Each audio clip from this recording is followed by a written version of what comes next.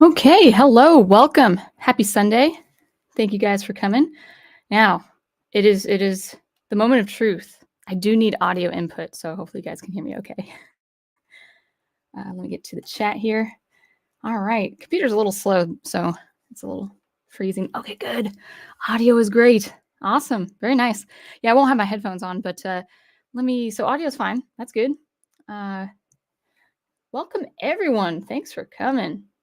We're going to be talking about art, specifically politics and art. Let me do one thing. I forgot to let me put on some socks real quick. Because when I have no heat or AC, the room either gets too cold or too hot, especially with the door closed. In this case, it would be too cold. So I'm going to put on some socks. All right, good. All right, so audio is good. No complaints. That's awesome. I can't wait to hear it. Now let's see what the camera looks like because I didn't really set up the camera right before going live. So awesome. So I have some cooler light on. I feel like I look a little pale, but that's okay. But it's not as orange as before. So I'm not looking at the light. I'm looking at the camera. So hopefully that's fine. Good. Awesome. Got my water. I think we're good. Now I keep looking at the light. I want to see if I could put it on a degree lower. Maybe not. Oh well. I'll just look a little on the pale side today. So anyway, there, fixing my hair in live stream. All right. So let's see. Brian Gilmartin says, welcome. You say it looks more normal this week. Yeah, because last week I decided I like a warm color, but that with the red shirt made everything look orange because everything is very tan behind me, apart from all the black equipment and the dresser and stuff like that. Everything is pretty tan and warm colored. So it makes everything look orange if it's not quite right. So it's not my preference. I still feel I look a little pale, but we'll leave it at that. We'll be good to go there. My wonderful prof says you look clear and gorgeous. Well, that's good. Clear skin is good, but I think you meant sound clear. So let's welcome the chat, and I'll give you a quick channel update, and then we'll talk about politics in art versus politicizing in art. So I think it should be fun. It's really one of those off the cuff things. We'll see. And yeah, let's go ahead and welcome the chat and then give some updates, and then we will be good to go for a discussion. Let me take wherever he is. There he is. My prof's wonderful avatar there and channel member. And I'm just going to go ahead and say this. Yeah, best thumbnail ever. Yeah, I for my politics in art discussion, I wanted Palpatine. I think Palpatine's the perfect example, but I just wasn't getting a good image. And I didn't want anything to do with the sequel trilogy or anything Disney related with Palpatine. So it just wasn't a good enough image, even the prequel images and stuff. So I decided Captain America, that's pretty political, Captain America. And then, of course, the overtaking of Hydra. I'm like, yeah, that's political, but it's still a good movie. Two movies, the first Avenger and also Civil War. No, Winter Soldier. So anyway, let's welcome the chat. Brian Gilmartin is first. We've got Big Al. Thank you for joining me, my friend. Hope you have a great stream. I hope so too.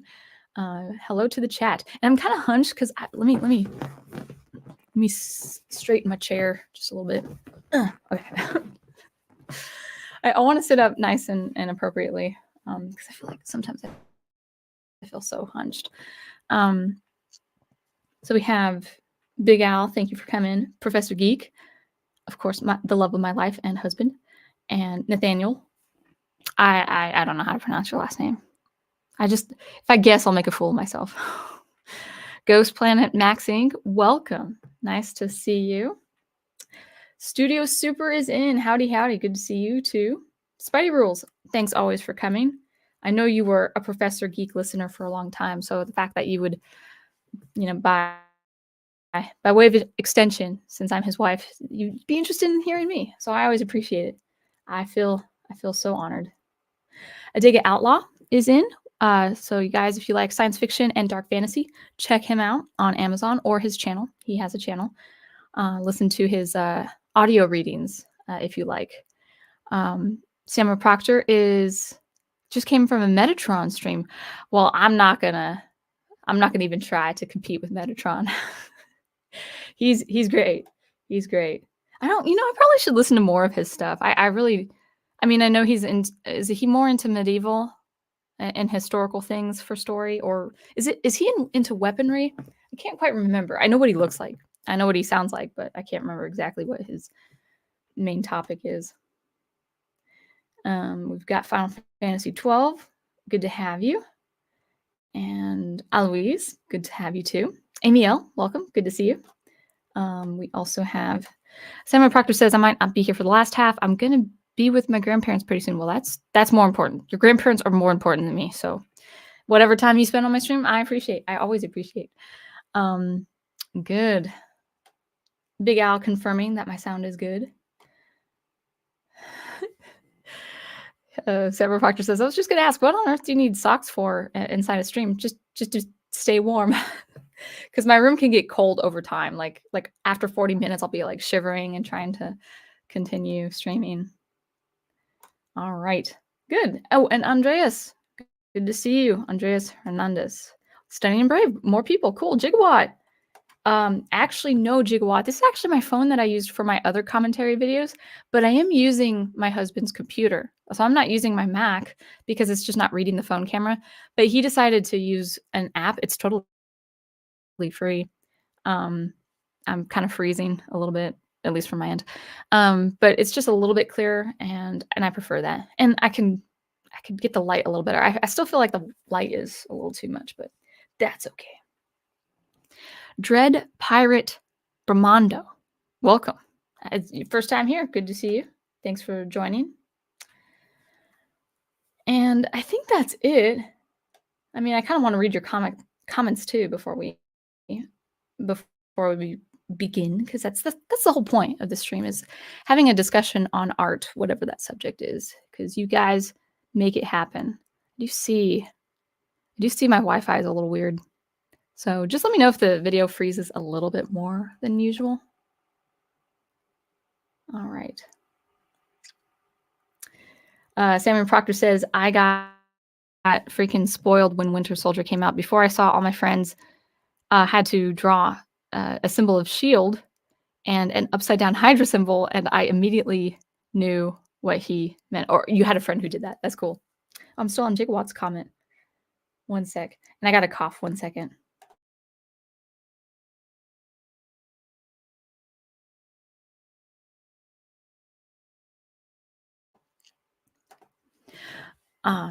Yeah, actually, to be honest, I've been coughing on and on. I don't think I'm having something, but well, wouldn't you know, I can't find Gigawatt's email, or not email, comment. Oh, there you are. Okay, there you go.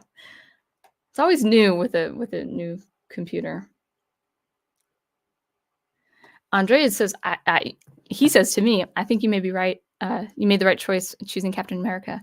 Hydra does this sort of apply to the real world in a way. I mean, it could be analogous to very real events, or, people just are sensitive enough with basic knowledge in history to make a connection.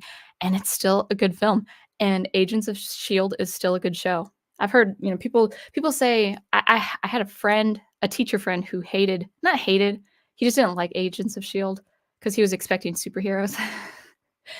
I think it's a fine show. I still have to, well, I won't tell you what I have to watch, because I feel like people will drop in little insinuations on, ooh, what to expect, Megatron says, you can't stay long heading out to see nieces. Good. Sunday is a time for family. So hope you have a great stream, even without my glorious presence. Yeah, absolutely. Your glorious presence will be missed. And Studio Super says, you keep your room so cold that you keep penguins in there.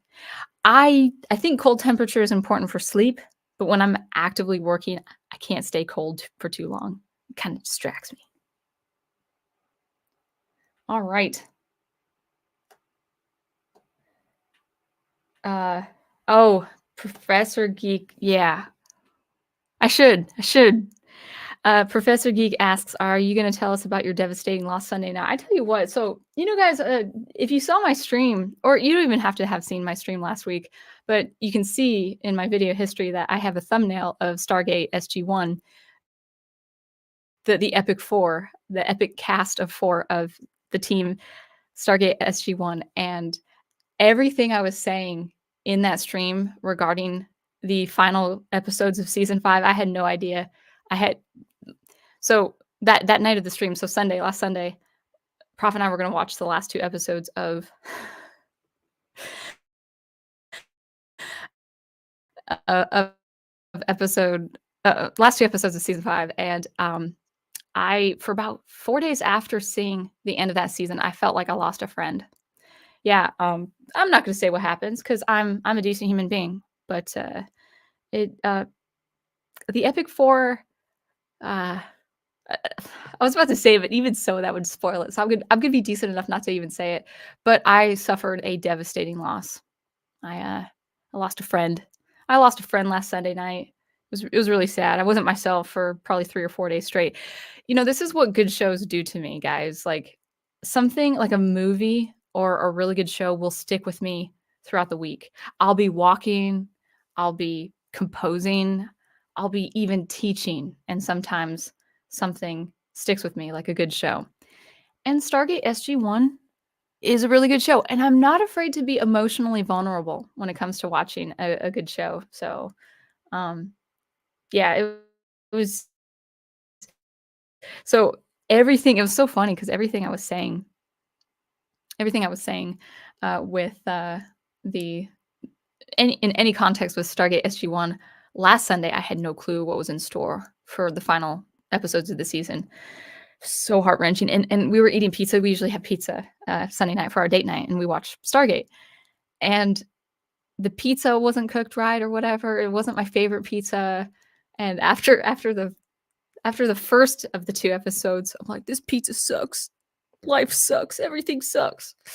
So, I don't know, it's a strong word, but, it was really, really sad, but that's what good shows do. Good shows make you emotionally vulnerable. It makes you connect with the experience, a dramatization. Yeah, I mean, even though it's drama and I know, those characters aren't real, like people's like, "Why do you invest emotionally so much in a good show? They're not real people." It's like, yeah, but you resonate with them on a human level. Like you experience their adventure, their tragedy, their loss, their camaraderie. You experience I mean, that's what a good show does. That's what a good book does. Is like you experience what the characters experience.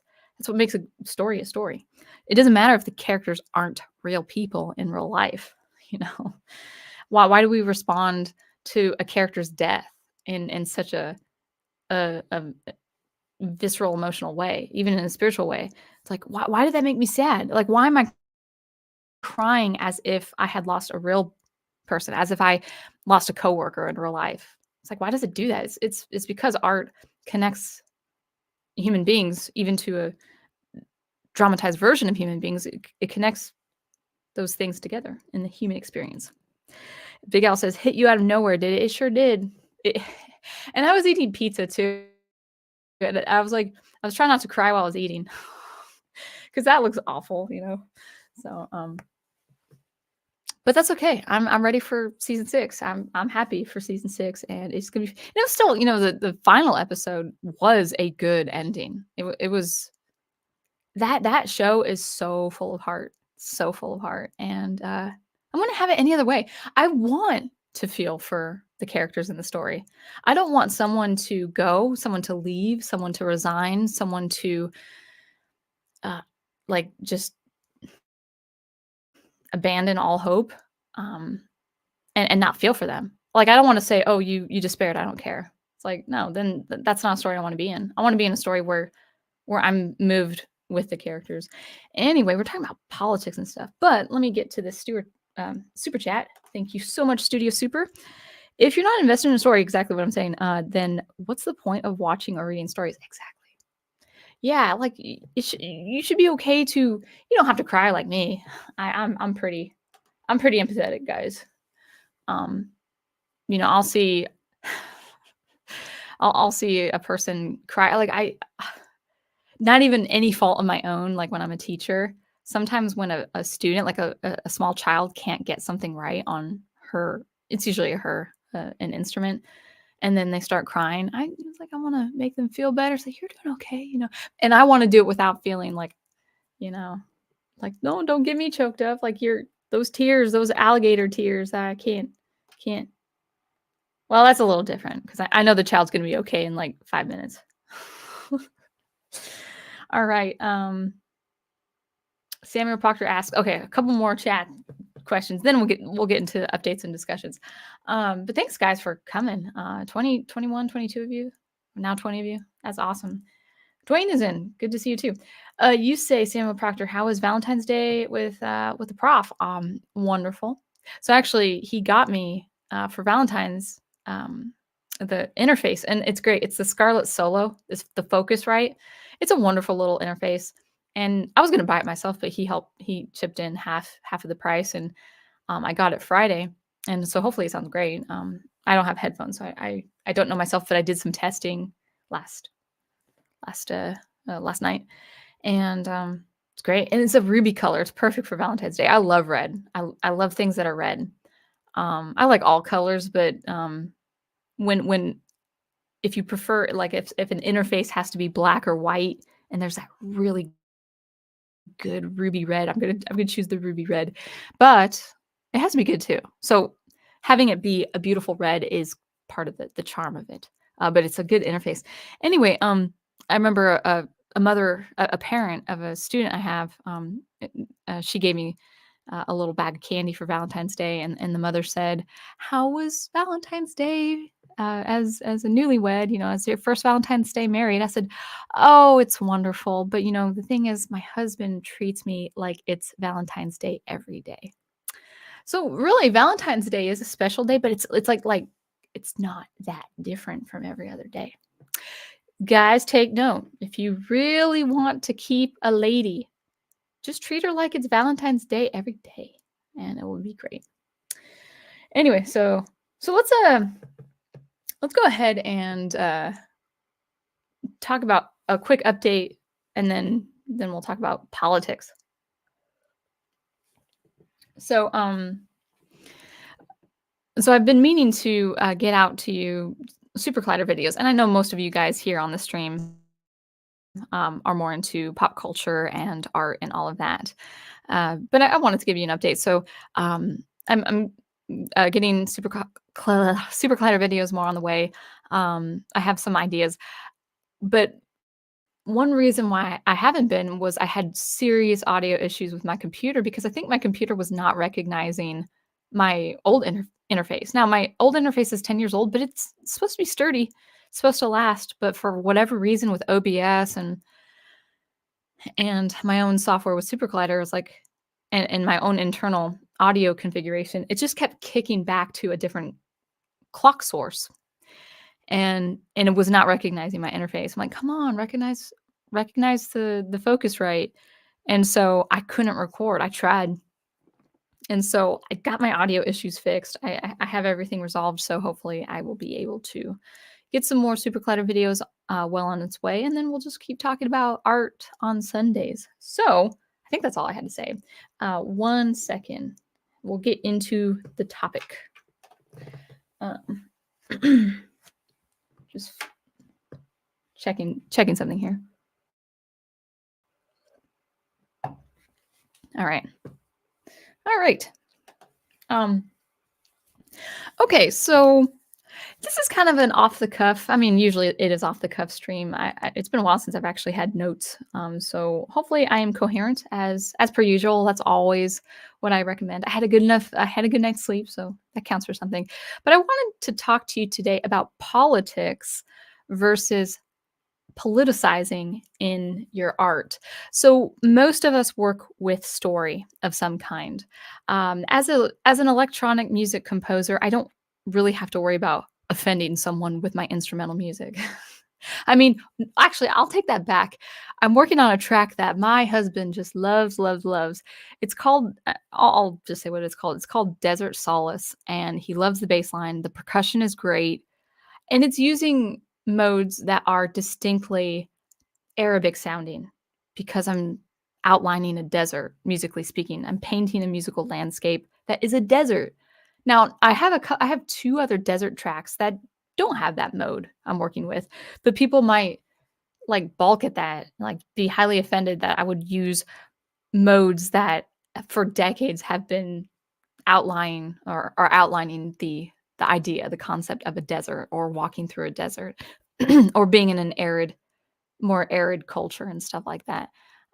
So I guess I could people might say, "Well, it's musically appropriate." And like, and I would just say, "Well, what culture?" The Arab culture. Like, can you give me specifically why? Because you're using those music modes. Like, which ones? Um, this one. Actually, that's a Western mode, by the way. No, it's because it sounds like the desert. Yeah, well, we use that Western mode to convey desert in fiction for like probably 80 years now in film. So anyway, that's the that was kind of a sidebar. But I won't have much of a problem running into people who would take offense to my instrumental music. But I can see people, not just with me, not just with my own writing, but even with you guys. If you are writing a story or would like to write a screenplay or a graphic novel or a comic or something like that, especially with words and plot, you're going to run into people who have been so overly sensitive on either side of the political spectrum. So on the one hand, you have a side of the political spectrum that says, you know, what you're describing here is very outdated and problematic concerning women, for instance. That's just an arbitrary example, sort of, not really that arbitrary. But you that's part of your story. That's how you like that woman to be, whoever the character is. It could be a loving, nurturing mother figure or grandmother figure, and people will have issue with that. Like, they don't like the gingerbread grandma. They want the rough, like, smoking chain smoker grandma. I actually had both. Actually, I had a grandma, not my grandmother living right now, but I did have a grandmother who was the sweetest lady, but she also smoked. that's a that's a another sidebar, but you know what I mean. People, if you have a certain character, you're gonna have that side of the spectrum be so over the top. Like, this is nonsense. Why does your grandma character behave in such a archaic way? And you can't help that. So that's the first thing. Then there's another side of the spectrum that we have to be careful with, and it's really the side that more or less we're on, as far as like we're so tired of people being so overly sensitive with like drawing up political notions that maybe not be there, or if they're there, that doesn't matter. The best example I can give is and if you guys know David Stewart, some of you guys listen to his streams. He's made the point a couple times on his stream. He's done like a fantasy trilogy. I can't remember. I need to probably read more of his fantasy, but there's a fantasy novel he has called The Water of Awakening, and his protagonist is a woman, and it's a woman who's going on this adventure to save her ill husband. I think he's bedridden or something like that. So she's going on a journey to. I think that's the premise. I'm not sure, but whether that is or not, that's besides the point. The fact he has a female character who is the main protagonist, and he actually received a lot of flack from people saying, "Why does she have to be female?" It's like, well, I mean, could be, and the reason for that is they're so tired of this kind of propagation of female characters that are really numerically unrealistic. You know, like there's been kind of this gratuitous use, dare I say, of female characters. So they're taking someone like David Stewart and complaining to him, like, why couldn't your character be a male character? Like, why does it have to be a woman? Because they're on that side where they're so overly sensitive with things like Mary Sue, the kind of that Mary Sue trope, or overly strong or butch female characters that have been kind of plaguing something like science fiction for forever. So they prefer not to even listen or read people that they like who've written a story just because of that fact. And now I will say, for my science fiction, I'm going to have both male protagonists and female protagonists. I'll have a female main character and I'll have a male main character, and hopefully they're both like whoever it is, whoever my character is gonna be stand on their own. Be good in their own way, in their own right. So what writers will face inevitably in our culture in this decade, is kind of a backlash of both sides, where you've got ideologues, waiting to pinpoint every problem with your work because something is too archaic, something is outdated, something isn't progressive, or something like that. And then you'll have the other side, from the extreme opposite side, saying, you know what, um I just I don't want any, like, dare I say, this is the only example I'm coming up with, but I don't want any strong female characters.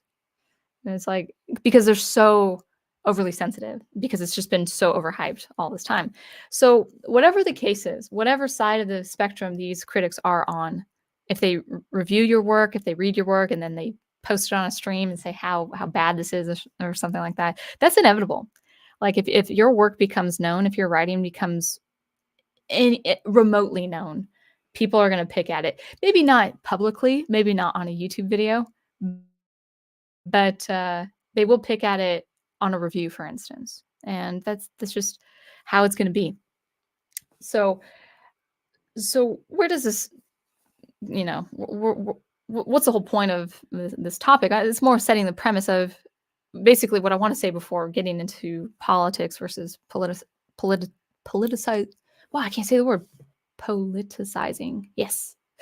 Before getting into that, I just want to say this: write what you want. I mean, if you are writing a character who is female, who is strong in her own right, don't be afraid. Don't be afraid that you're going to get, this backlash and say, well, she's a Mary Sue or something like that. It's going to happen. That's the thing is, people with highly constructive feedback or just petty feedback, it's going to come your way. And you can't be worried about something like that. All you can be concerned with is just write what you want, write what you know. Getting into politics, some people will say, I'm not putting politics in my stories. And I wanted to talk about the distinction between politicizing and just putting in politics. Before I even use examples, we should understand the distinction. Politics can serve very effectively in a plot of a story. You could be working with war, like in a war comic, an old-fashioned war comic. You could be working with bureaucracy. You could be working with, like even in games, like, of course, like a major world-building trope now is the is it called technocracy? Like the high, like it's it's like a monarchy of tech or whatever, or tech corporations that control all the environment. Like, that's, well, people say that's corporations, it's business. Well, business is political. It doesn't have to deal with a delegation of governors, or the Senate or president or prime minister. It doesn't have to actually be a judicial form of governance. It can actually be the politics of business, the politics of admin. Like, we use the word political not just in the realm of government per se. We use political, sometimes more in a disparaging way, but when we're out to gain something, and in order to gain something, we trump another person, whether graciously or maliciously. So we use the word, the phrase playing politics. You can have that in an office setting. It could just be a job you need to keep to feed your family, and admin and HR and corporate heads and board meetings. They could be political, even if they're not strictly under this umbrella that is the government. So politics can be, and I would say, a very effective conflict for your plot. It doesn't have to be the main antagonist. So whether it's like a board meeting, like, let's say, a person has to keep his job at all costs. And if he loses his job, it's going to be chaos for his family. It's going to be chaos for his psychology, even or whatever. And so he has to keep the job at all costs. And well, the politics there is like, okay, what if there are workers going against him? What if there are higher ups going against him? What if he can get to their higher ups and say, "Hey, I'm the candidate. I can help you. Well, I just need this job, or I need a raise or something." So the professional, what was it? The not the psychology, not the spiritual, but the professionalism of this main protagonist is at stake. And if he loses his job, his family is out of the home, for instance. Well, politics in the administration world and in the corporate world can be a very effective conflict for the protagonist you're rooting for. Um, so that's politics. You can have politics maybe not be the main villain, but you can have a bureaucracy in your world that is really unwittingly even contributing to a bigger threat. You know, maybe a bureaucracy that's not that refuses to follow a general moral code is the instigation of an alien invasion that's going to wipe out the system. You know, so maybe the bureaucracy at that point is not the main threat. Maybe the main threat is an alien invasion, but maybe the bureaucracy can actually instigate something. Like maybe the people working within the bureaucracy trigger something and set things in motion for the alien race to take charge and invade the human populace. So it doesn't have to be the main villain, but I would say politics can be very effective in a plot. Now, a great example that probably I would always go to is Star Wars. Star Wars. Wars in space. Wars and conflict are usually politically motivated. And the major villain, more than Darth Vader, the main threat for the galactic galaxy for decades is Palpatine. And then before him was Plagueis, and even though Plagueis didn't claim himself as emperor, he was politically motivated the whole time while trying to dominate the Force. So he was a political um, uh, mover, but he was also trying to dominate the Force as well.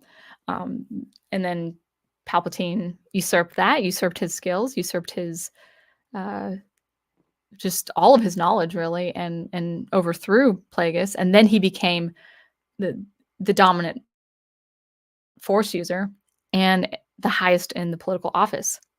And then even before that, with previous stories with Knights of the Old Republic and the Old Republic, it's politically charged. There's politics involved, and the prequels are politically involved, and it moves the plot forward.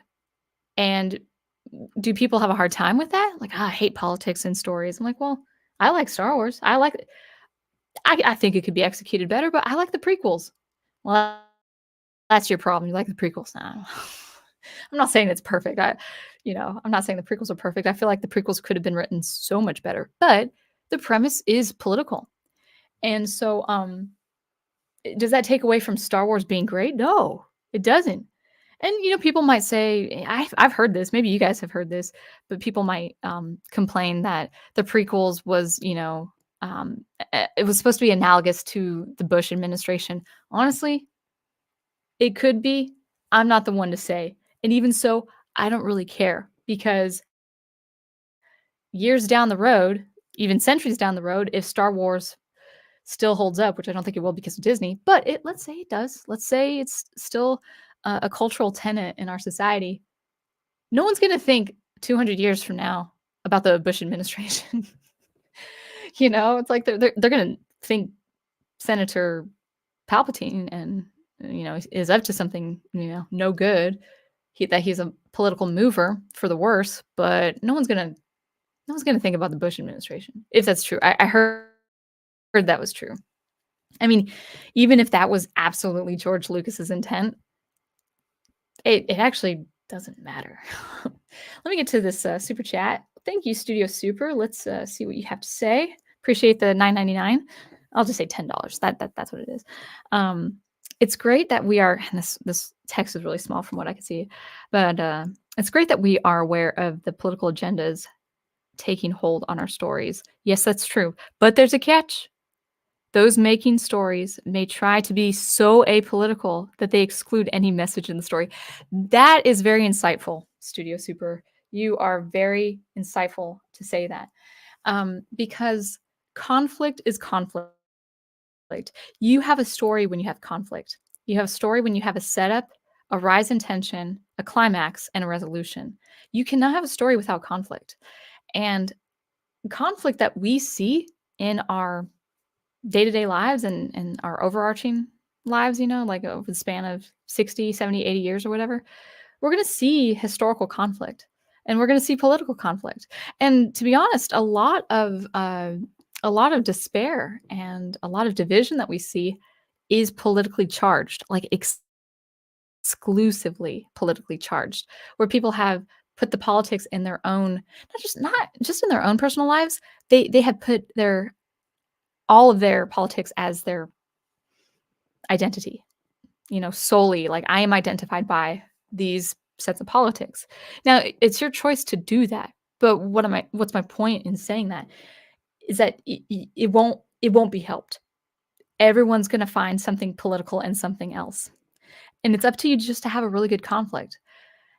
Now, I want to be really fair about this because you may have remembered like several months ago, I did this video called I Read a Bad Space Opera. And I gave the book a 1 star out of 5. I thought structurally it was great, but well, motivationally speaking, and the writing and the character motivation and everything else logically did not make sense, even though it was a book from start to finish. It had a beginning, a middle, a climax, and it had a resolution, sort of. But it was fine. That's why I gave it 1 star. If it didn't have that, it'd be like 0 out of 5 stars. Um, and my I can't remember if I made the critique inside that video, but I think I said it in a stream that one critique, at least internally, that I had with the book was that that space opera was a response to Disney's treatment of Star Wars. The author wanted to pretty much make a love letter to the old Star Wars. Now, I think that's fine, but it can't stay there. So his novel was a reactionary one. Now, on its own, a reactionary piece is not bad.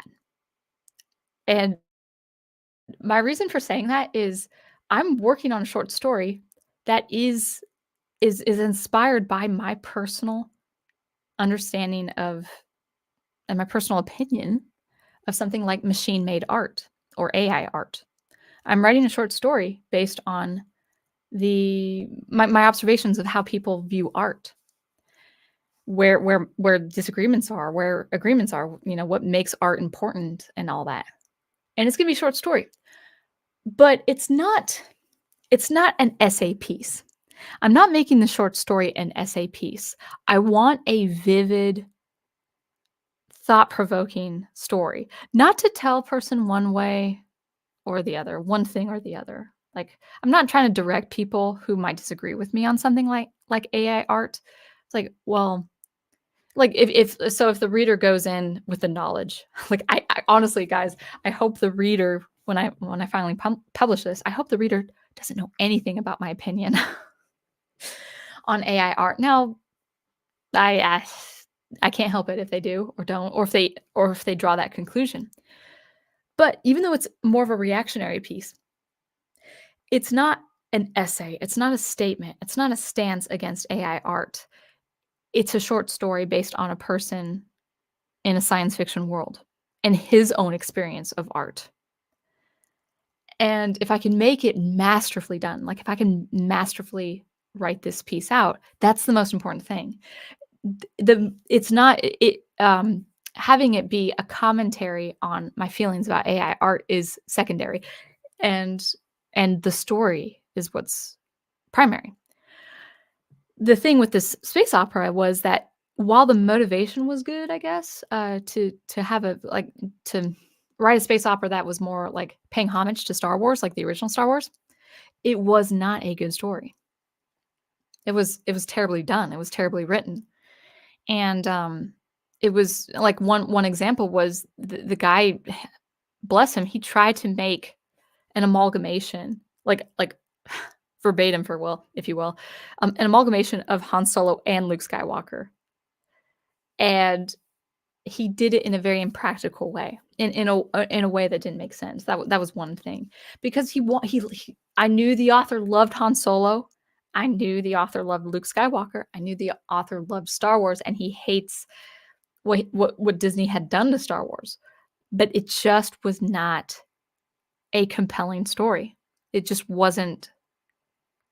There were other motivations for writing it the way he wrote it, but it just wasn't well done. It wasn't compelling. It, it it didn't have the heart it needed to have. So the first motivation could be a reactionary one, a reaction to the political. Disney overtaking Star Wars and doing whatever it wants to do. Honestly, it's kind of political, at least in the context of the culture war. What it's doing to meld the minds of young people and say, hey, this is what Star Wars really is, when it's not. There's absolute political motivation for what they're doing with Star Wars. Awesome. If you wanted to challenge yourself and write a reactionary piece based on that, awesome. Write a space opera, but please write a good space opera where that is first and your motivation and your reaction is second. Be use your reaction, use your anger or frustration of something as the mode of, initially first as inspiration, as the motive and as the motive and can I talk as the mode of inspiration. Yeah, use it as inspiration, but then be inspired to develop a really, really good story, and then kind of your initial reaction, depending on how long your body of work is, it might just simmer to nothing and say, hey, I made something out of this. I made something separate to my original reaction, So that's one thing. So I'm not saying a reaction piece for art is, negates the quality of the art, but it has to be good art, So anyway, that's what I want to talk about as far as putting politics in your art. Is it's great for conflict. Any form of politics is great for conflict. You can have an absolutely compelling story with politics involved. So that's the first thing. Let me grab a swig of water. All right. See you, Samuel. Thank you. Come back for the second half if you can next. But have a good time at your grandma's, and I'll see you later. All right.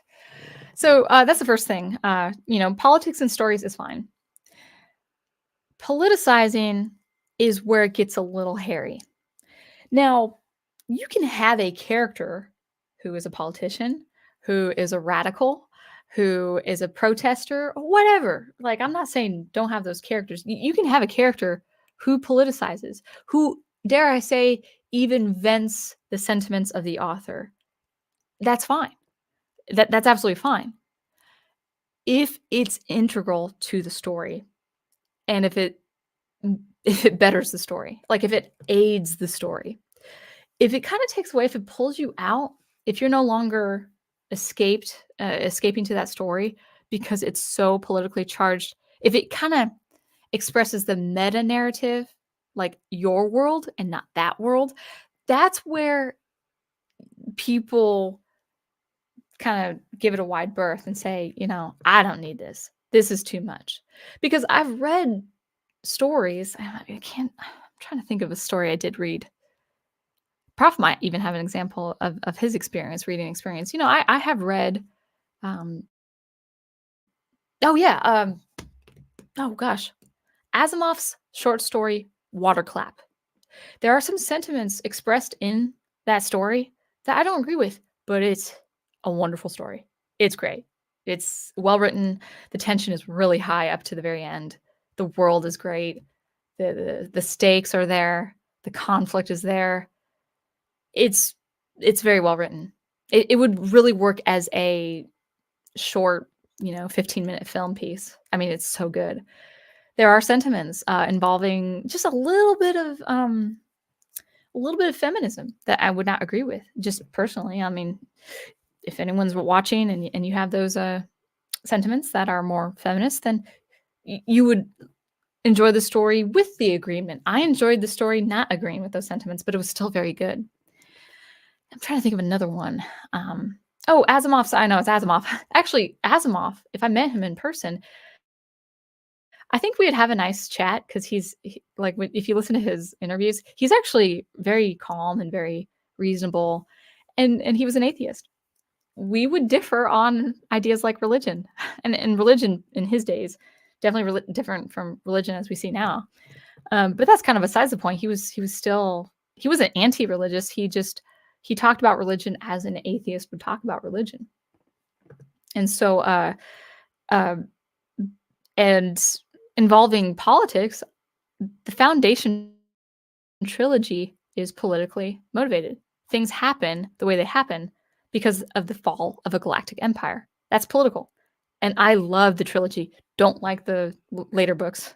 I do not like the later books, but the trilogy I do like. So if my eyes are kind of getting a little sleepy, I just realized, let me adjust my light real quick because I feel like I'm trying to look at the camera and the light is just right there. I don't know what the difference was this time. 1 second. And then I'll get to the studio super chat. Ha ha. Do you see that? Studio super chat. Studio super chat. 1 sec. Okay. See if that was a little bit better. Hopefully my phone doesn't fall.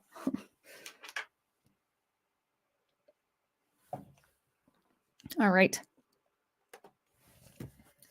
Ooh, I'm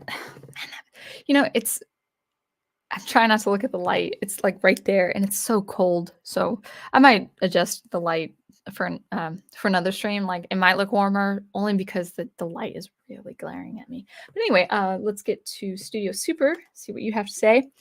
For me, when making stories, I mostly tend to forego political systems. Yeah, and that's a preference.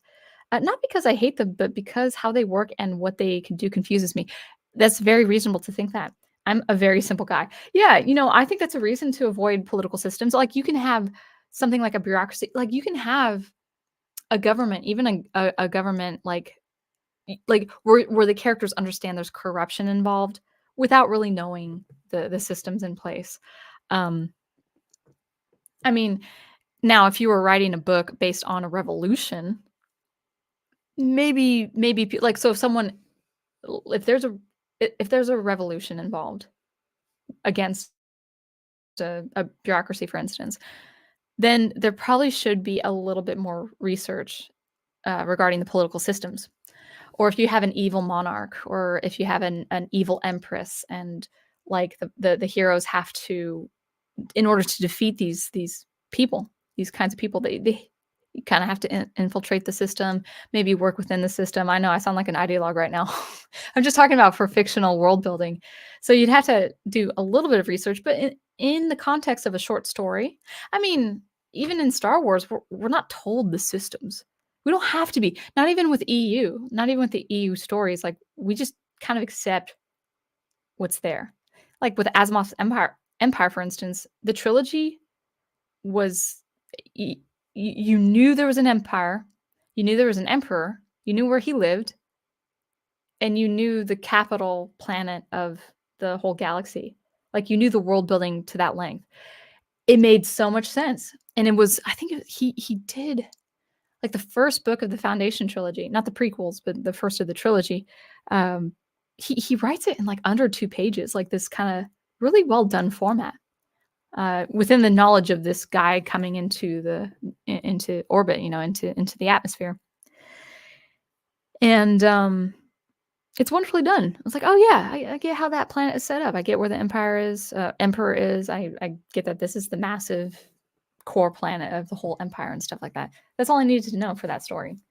One thing too, Studio Super, like for me, unless I have to research, I'm going to say, I can see why people love political thrillers, but I actually don't prefer that myself. I don't prefer getting into the weeds as far as who's in charge of what. If you just have a parliament, just have a board, just have elected officials, and then if they serve the plot, then work with that. But like, it could be a lack of interest on my part as well. So, and also, my favorite villains are the singular villains, like the person, the one man, the one woman, the maybe it's an alien, but it's not like a complete hive. It's not a complete system. I mean, I'm not saying you can't work with systems and an individual villain, but I like the individual as the villain. I've always just that's my preference. I'd rather have my protagonists face a single threat that is a human being, like that's an individual or an alien, but they have to be individual. That's my favorite. Not to say I want to work with systems and an oligarchy or whatever, but yeah, that's kind of my preference. So before I get more into the chat, let's talk about just a little bit more on the politicizing. Is the problem with politicizing is that yes, you can have a character who does a lot of politicizing, maybe to an ingratiating point or to an annoying, obnoxious point, because I think that's true to that character. Make that character unique in that way.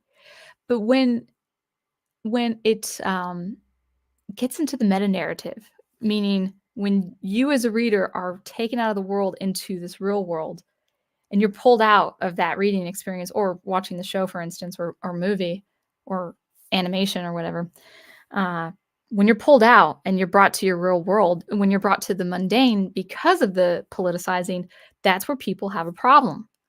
So politics in fiction is good. Politicizing to the point where you're pulled out of the story or you're pulled out of your art, that's the problem. That's what's not that is what is bad. That's not good. So I hope that makes sense. So politicizing has its place. Like if you're made aware of something political going on, then I'm not against that if it serves the story. But if it takes you out and it's basically the author or the filmmaker saying you need to see the world this way, it's like, well, no, I want to see the world that you made in this piece of fiction or in this this film. I don't need to be taken out, brought back to my world, brought back to my reality and the mundane and say, "Oh, I need to be told this way." That's politicizing. So that's where people are so overly sensitive. And that's why people unfortunately that's kind of why people roll their eyes, like even someone like David Stewart who just did a female protagonist and people just had a hard time with that. It's like, why do you have a hard time with that? Because there are too many strong female characters. It's like, well, she has an honorable objective. She's trying to save her ill husband. Would you rather her just stay home and watch him die if there was any shred of hope that going on her quest can save him? So. And, I actually don't, I guess it can't be helped. We're in an age now where it just can't be helped. And I'm not going to try to stop it, but, if my current novel, the main protagonist is female. And if people say, let's say they like my story and they say, well, she's a strong female character. Now, I wouldn't describe her that way. I just want her a well-written character. I'm not going to stop people if they say, well, this is how a strong female is done well. Like, okay, whatever. I'm not going to stop you. I would hope that my male characters are also well-written. So anyway, I think that's all I had to say. Let's continue into the chat. Nice, making good progress. Awesome. Let me go catch this wave.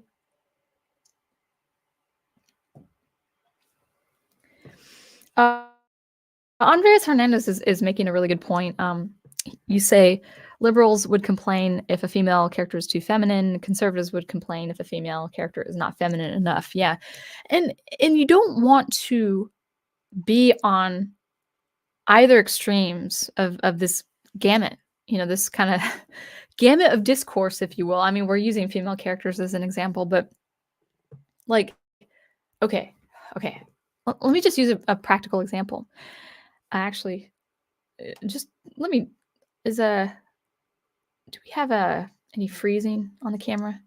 Oh, I see your other super chat, Studio Super. Thank you.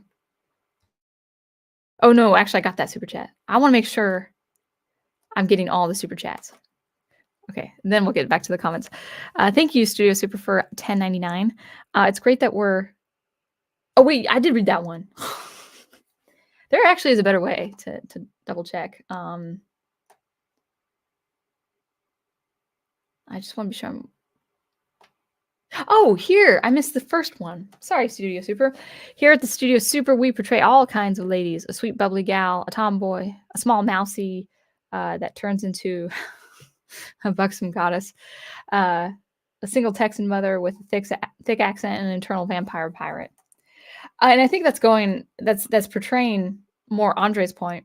Um, if I can find Andrea's, gotta go back. If I can find your point, Andrea's, you were saying, you know, you're saying liberals don't want any femininity, um, and then conservatives might say not feminine enough because there are different kinds of people, and so if you're writing, oh, I was going to say an application. If you're writing, let's say you have a character in mind, male or female, doesn't matter.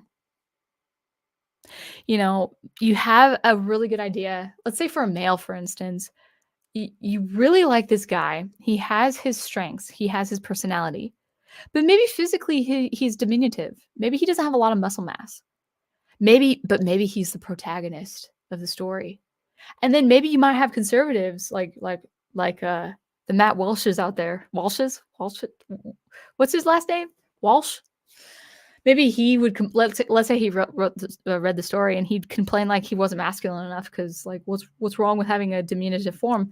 Well, some people, some men aren't. They don't have the bone mass. They don't have the bone density to have like an uber muscular build. But he works with it like his. It's kind of like it's like Steve Urkel, for instance. If you ever saw Family Matters, he really wanted to. I barely remember some of these episodes, but there was an episode where he really wanted to make the basketball team or at least be a good asset to the basketball team he was playing. But he's very scrawny. He's got those glasses and stuff like that. And then Laura, the girl he has a crush on throughout the series, she says to him, but you have your biggest muscle and that's your brain. And it's a good sentiment, like, and he uses he uses like these high-tech gear stuff to make a shot, and I think he wins for the team or whatever. But that's a good message. Like some men, for instance, just don't have that build. They don't have, no matter how many amino acids they take in, they don't have that muscular build. Same is true for women. Some women aren't just, they are not physically feminine. Just whatever the DNA was, or just how they're born and stuff like that. And but you picture these people and you're like, I like the look of these people. I like the look of this character.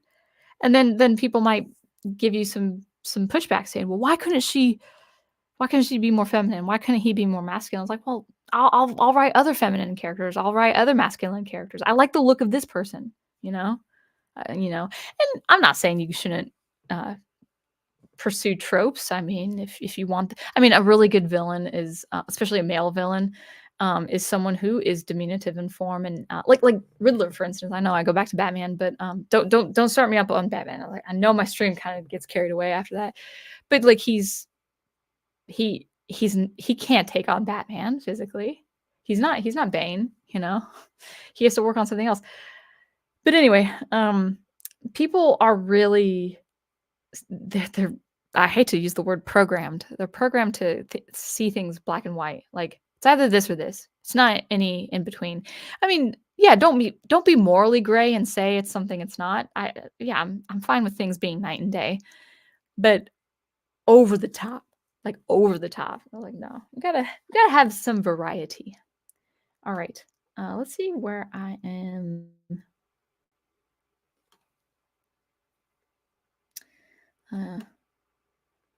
Just trying to. I hope I'm not. We'll try to get through.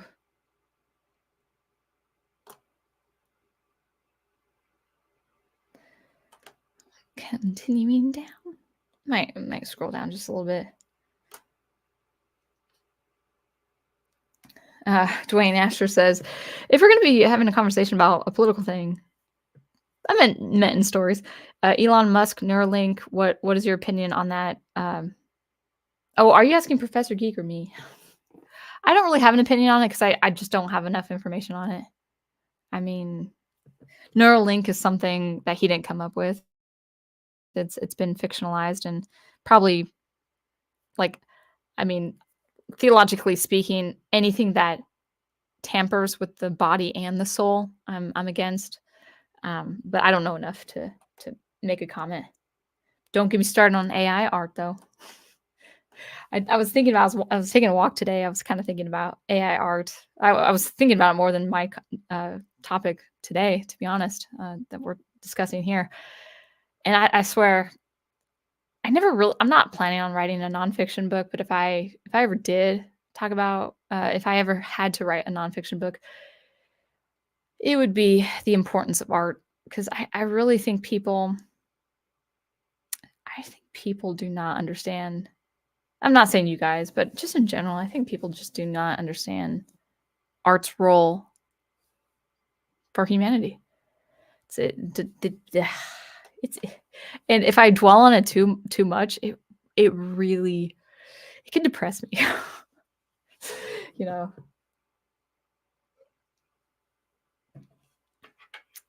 All right. Oh, there's your comment. Okay, Hernandez. I think I found my place. Ninebreaker, welcome. For one side, it's bad for not following the current year doctrine. For the other, it's bad for not going far enough. Middle ground is never acceptable. That's a very good point. It's never acceptable to the extremes, as you say. Yeah, it's weird. I mean, there are black and white issues. You know, there will always be black and white issues, especially with regards to morality. But when it comes to things like politics and fiction, yeah, you're gonna write, especially if you write dramatic stories, you're gonna have events in those stories that people are gonna say, "Oh, did you mean was this a commentary on this current event?"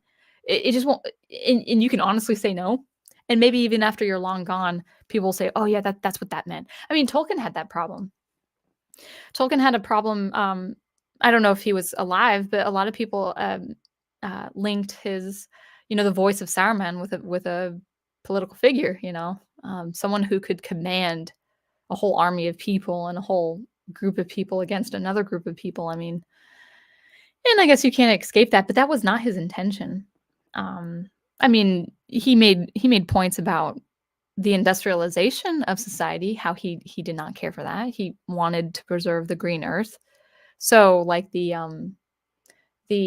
machinations in Isengard could be just like Fanghorn, for instance. Like Fanghorn is this the spirit of Fanghorn is to preserve what is good and green in the earth. I mean, but that was his own personal commentary on that.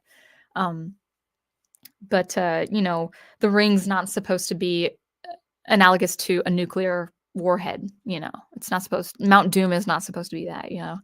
Um, but again, if people make those associations, you can't help it. You know, as the author, you can't help that. And Tolkien, to an extent, he preferred the freedom of the reader rather than the domination of the author. So he wasn't going to be the one to stop any opinions that even if he didn't have that same idea when he was writing what he was writing.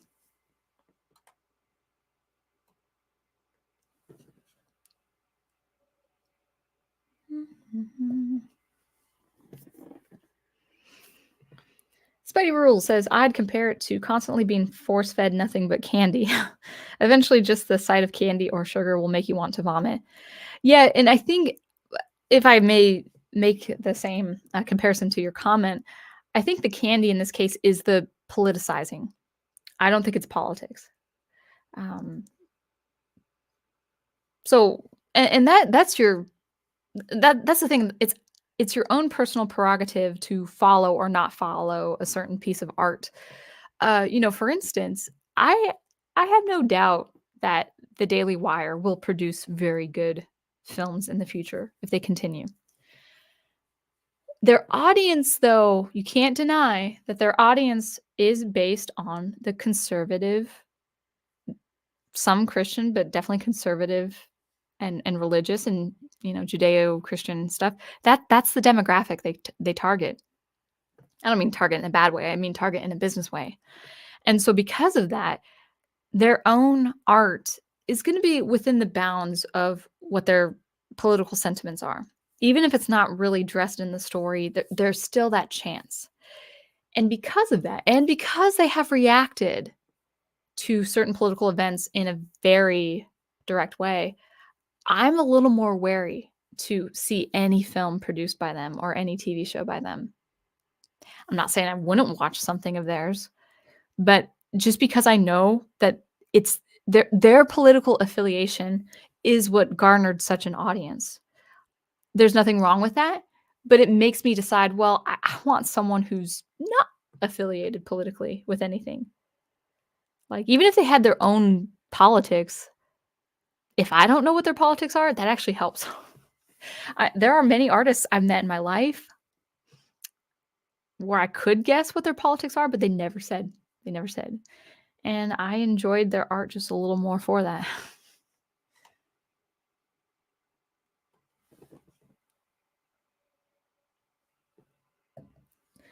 Samuel, who is not here, but hopefully you're here on the replay.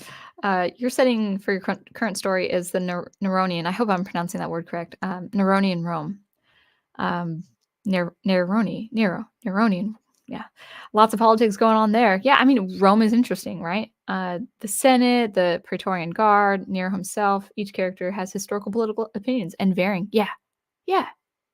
Yeah, I mean, if you're inspired by something, someone like Aristotle, for instance, and what he went through and stuff, if you're inspired by having like a sophist character, how the great philosophers had sophistry and points of contention, they always try to break down the arguments that Plato and Aristotle made and stuff like that. I mean, cool, awesome. That's fun. Just make it fun. Just make it enjoyable.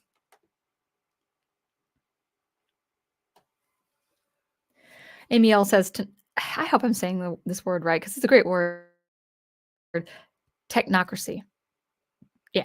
I thought there was another word. I thought it was an easier word to say. I can't remember it right now. Technocracy is already here. I saw a YouTube video that talks about how tech giants want to control us. Yeah. They haven't yet. YouTube, you're wonderful. I actually do I like being on YouTube. I have no problem with being on YouTube. It's fun. Let's see. Ninebreaker is talking to Brian Gilmartin. Final Fantasy makes the point. Old school Star Trek is indeed political, but they were a story first and foremost, and they're enjoyable. Like the original series is so enjoyable. Final Fantasy Tactics, Final Fantasy 12, Final Fantasy 14, no 16, are really political. But again, the story was first and foremost. That's the most important thing. Again, the best stories are the ones with the most compelling conflict. So if it's politics creating that conflict, awesome.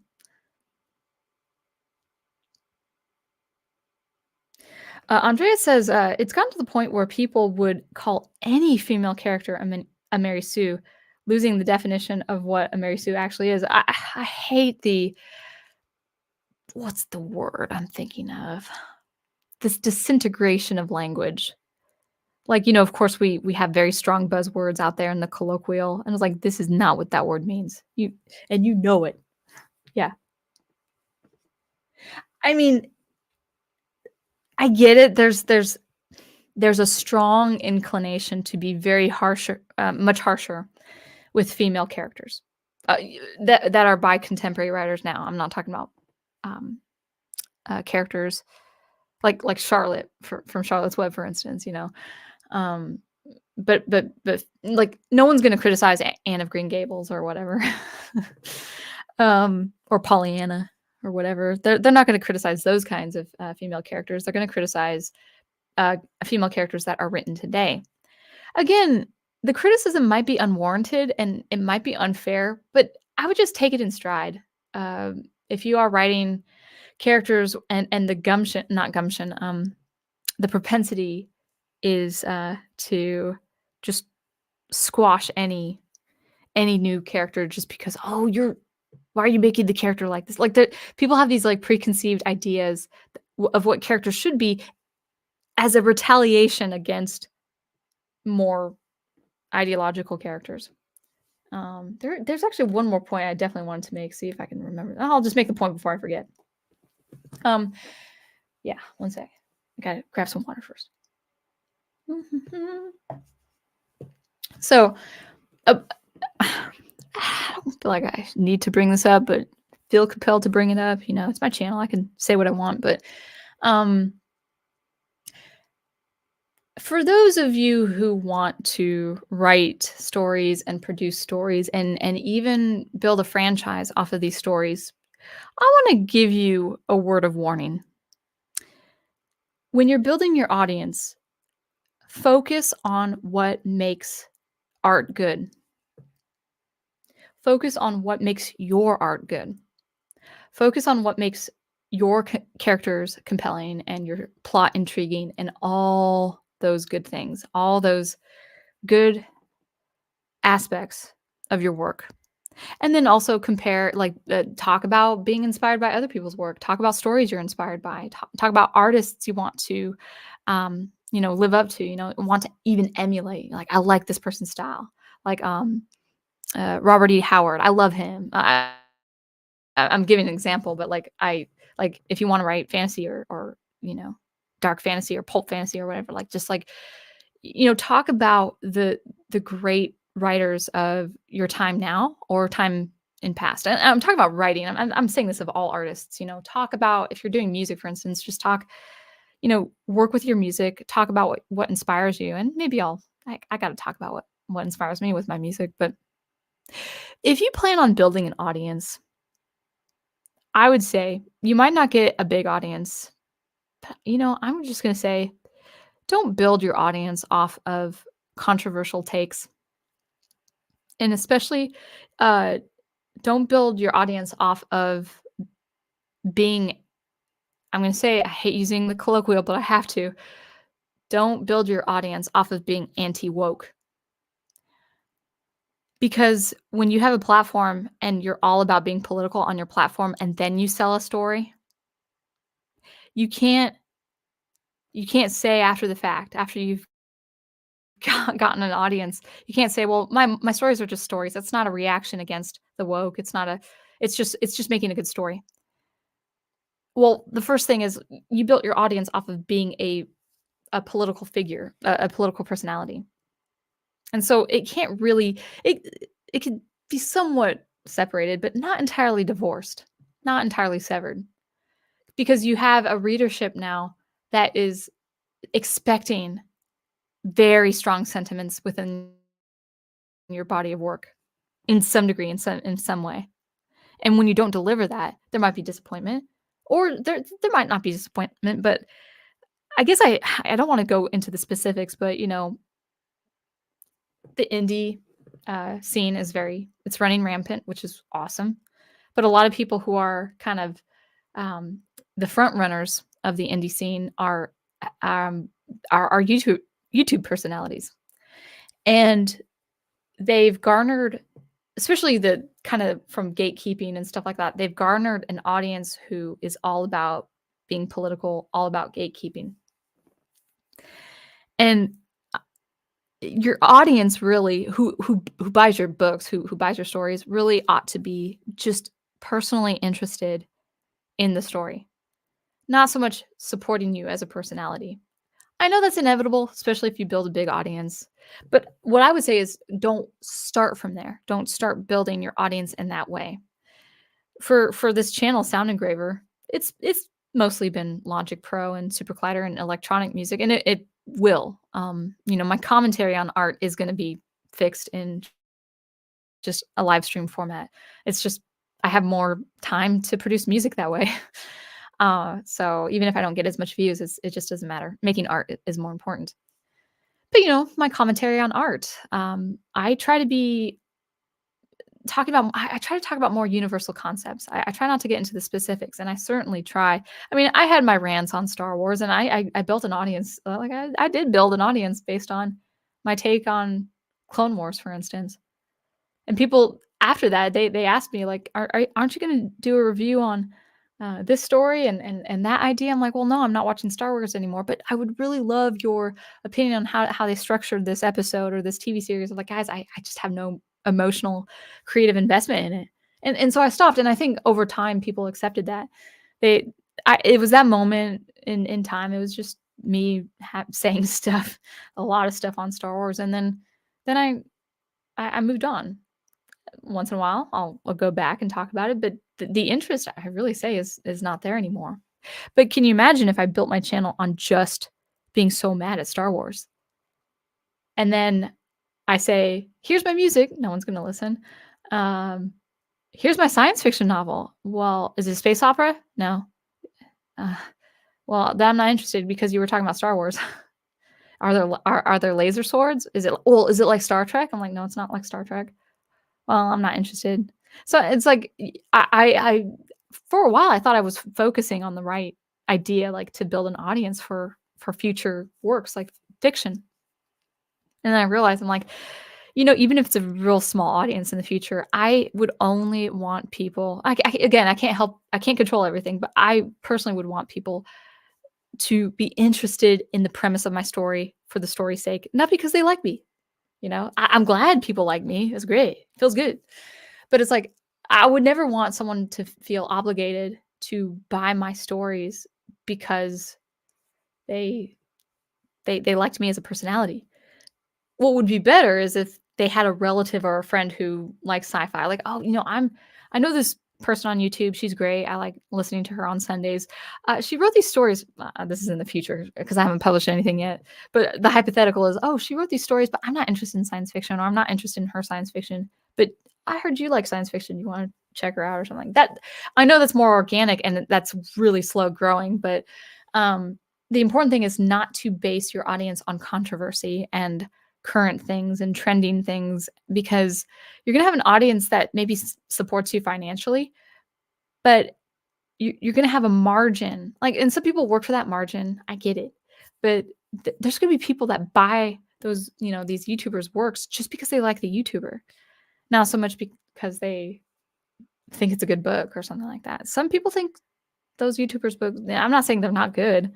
I'm just saying, don't, you know, build up an audience based on being an identity of something, like, "Oh, I hate woke stories. Here's a story."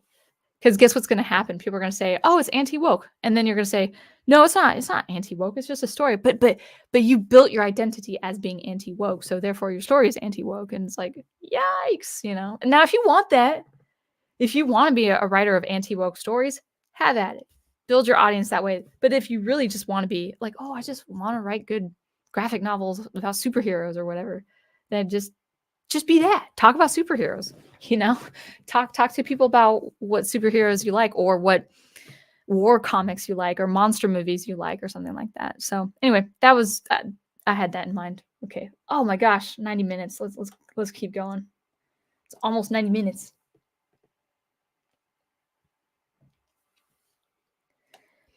Andrea says the Star Wars prequels handled politics way better than the Disney sequels because it was actually part of the story and not forced. Yeah, exactly. Oh, yeah. See, that's the thing. Politics part of the story, not for anything else. That's it. And you say no pun intended because, of course, the Force. How democracy can fall and how the empire can be formed. Yeah, or a republic. Yeah, how a republic can fall.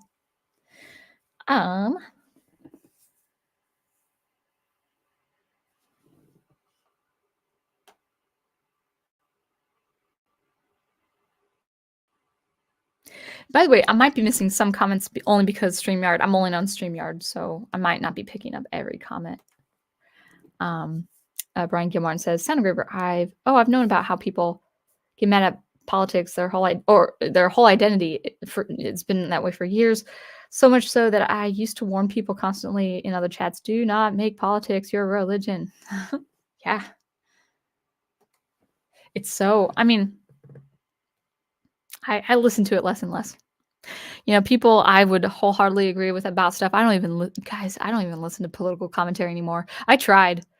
It used to be 3 times every day, then it was, like, 3 times every week, then it was, like, a Sunday morning, and then I tried I think I tried, like, yesterday. I'm like, How are these people doing?" I go on their YouTube channel, and, like, scroll, scroll, scroll. "Oh, that might be a video I bet might be interested." It's, like, 5 days old or whatever. I'm like, "Boom, I bet I would like this," and then, like, I'm not kidding, 2 to 3 minutes in, I'm like, "I am so bored." So bored.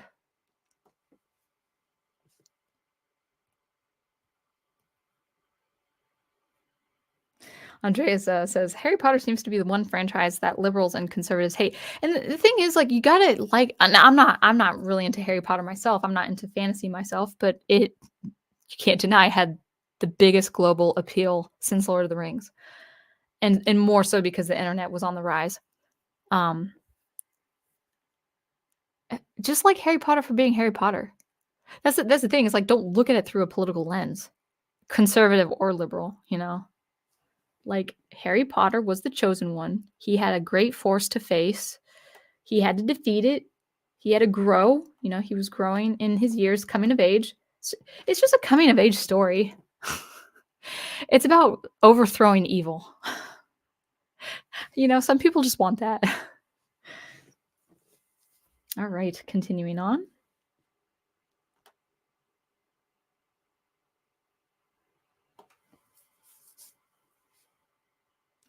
Studio Super says, Star Wars Episode 1 got so political, I didn't even know what was going on anymore.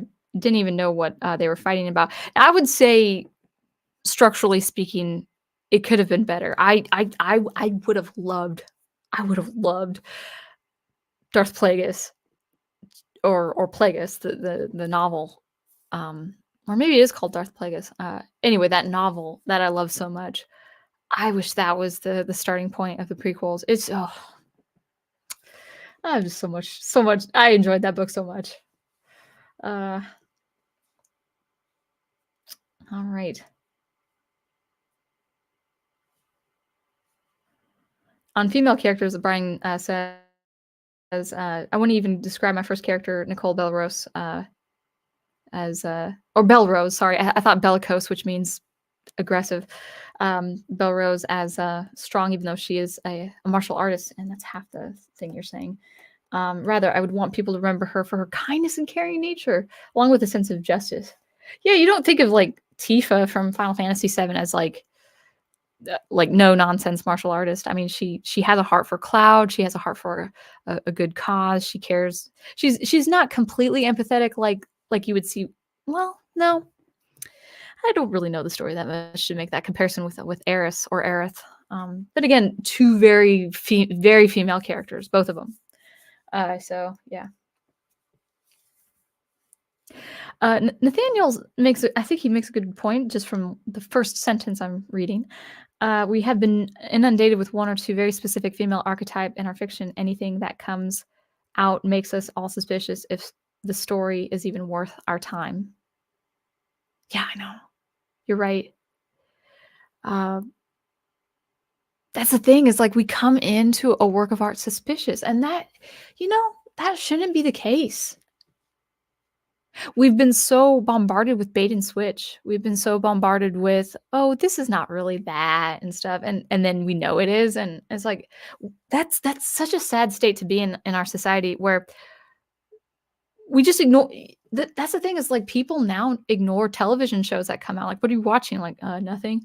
"Well, why aren't you watching?" "Oh, 'cause I have no interest in I have no investment in current day shows." Like, "Why not?" "Because I don't wanna go into a show feeling suspicious that I'm gonna be disappointed with a meta narrative." That's what it's been, that's why Professor Geek loves going back to the old stuff. I walk into Stargate SG-1 with no suspicions. I get so excited every time I hear that theme music just swell up and I get happy. I'm in my happy place with SuperCollider and Stargate SG-1. Brian says, "Don't get me started. Don't even get me started on Matt Walsh. I don't know much about him. I've just heard his opinions on stuff." Oh my gosh. More super chats. Okay. I did not mean for this to be such a long. I gotta get better, guys. Can you hold me accountable? You tell me you need 1 hour stream sound engraver. My husband's just laughing right now. I know it. Um, I can see his grin right now. He's just doing that. Studio Super, thank you so much for the super chat. Let me put this up. Excuse me. One sec. I understand the right's extreme, for I feel it's not the story they react to, but more like the efforts that the top dogs go into trying to get rid of hard feminine role models and examples. Yeah, I mean, again, I'm not totally against a reactionary art piece, but that needs to be the initial source of motivation if it is. And then the story should excel. It should go beyond that. That's what I would say. Anything that is just a purely reactional piece, I don't want it, you know? And that's just my preference. I'm not saying you should not watch those, or I'm not saying you should avoid those. Just I personally proceed with caution.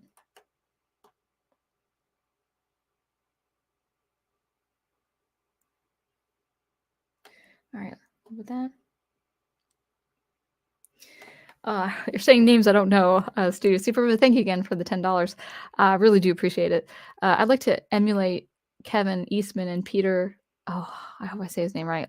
Lard's creativity. Their Teenage Mutant Ninja Turtle comics was basically putting everything they loved in culture and comics into one comic. They loved Jack Kirby comics. Okay, I recognize some names. That's cool. That's cool. Yeah, and to be inspired by artists is a normal thing, you know? I'm gonna always be inspired by Tolkien. Like, I would love to achieve in science fiction what Tolkien achieved in fantasy. That's my aim, you know? I don't think I'm gonna get there, but, it's a goal to have.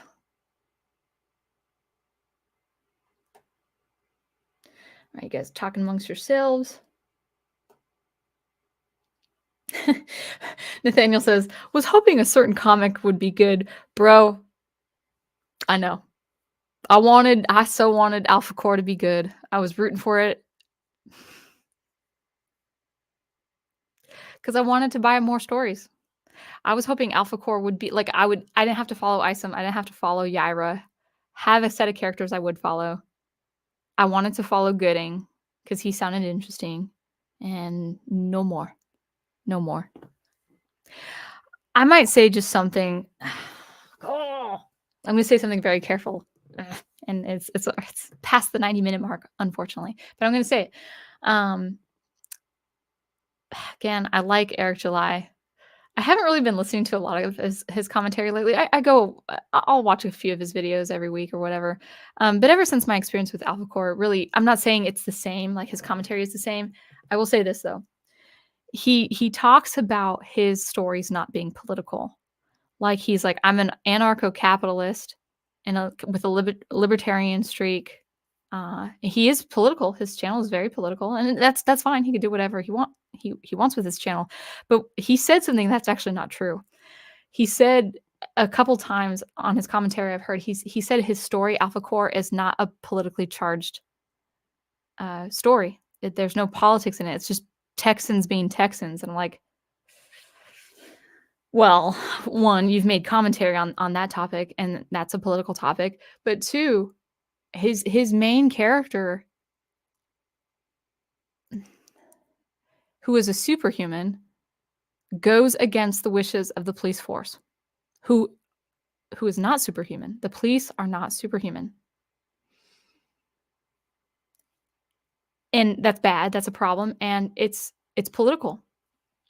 Like, I'm writing about police superheroes, for goodness. That's what he says. He's like, I'm writing about police superheroes, for instance. I'm like, no, you're maybe it gets better, but you're writing you're especially your main character is going, at least sentimentally and emotionally and mentally, against the police force. That's kind of in line with your politics. Now, I'm not saying that can't be so, but don't say it's not when it is. Anyway, let's continue. Thank you again, Studio Super. You're amazing. I appreciate that. You just made my day. Thank you so much again for the $9.99. Last thing, when I watched the Star Wars prequels, first two movies got into political systems that I no longer knew what was going on. Oh wait, did I think I said that already. I'm sorry. So much chat. I gotta stop talking and scroll down. Stop talking and scroll down. Come on, sound engraver. Stop talking.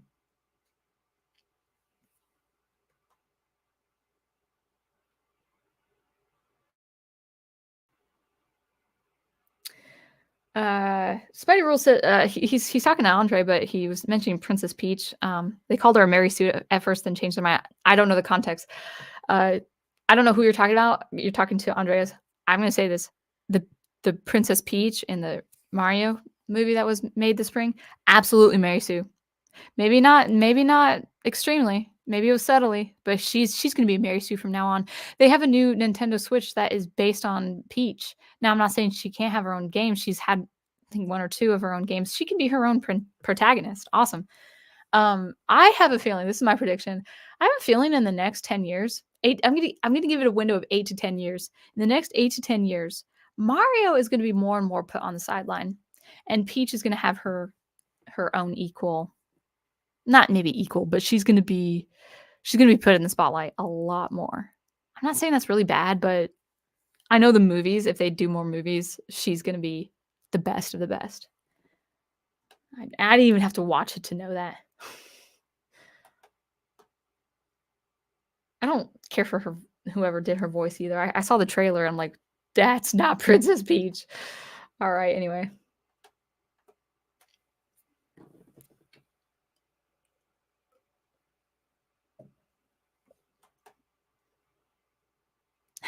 Professor Geek, my husband. Oh my gosh, I didn't realize the time. Shocker. What time is it? Oh, it's almost 7:30. Come on, Michelle. Come on, sound engraver.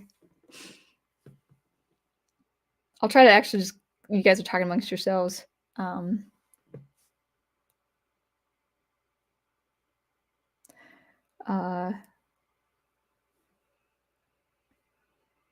Okay, Amy L makes you say you have a cousin who describes politics as simply having a say in how you want to live. It can be as simple as that, and that's okay. I think that's fine. As long as it, like, I try to avoid it consuming me, you know?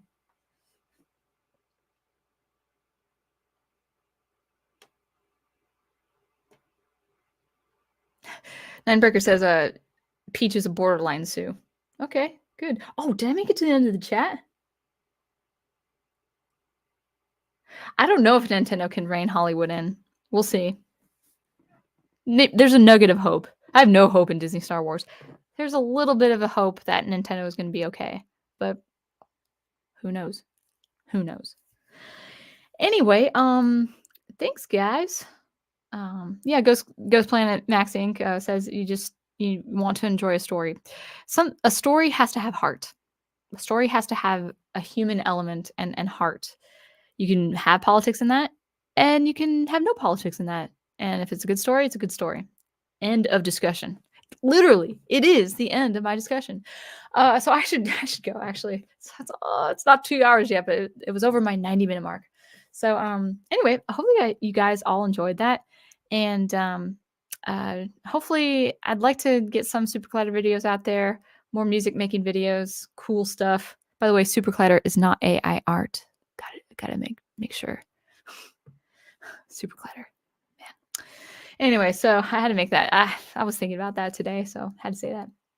Hey, Punk Moth, good to see you. Good to see you. Thank you. That was a really enjoyable stream on my end too. It was really fun to talk about, and you guys have great discussion always. Like, I love that you guys not just talk to me, you talk amongst each other, amongst yourselves, and I love the discussion we have, because why?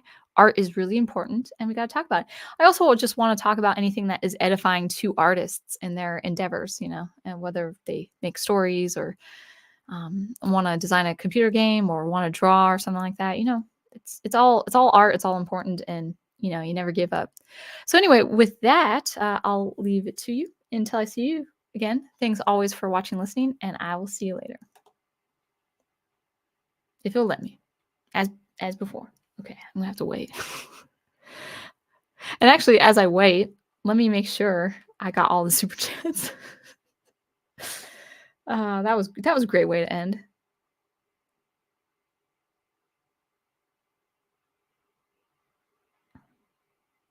I better have said it. All of Studio super chats. You know, gotta make sure. I think I did. Oh, I did. All right, let me try to end the stream now. Okay, you guys, I'll see you later. There we go.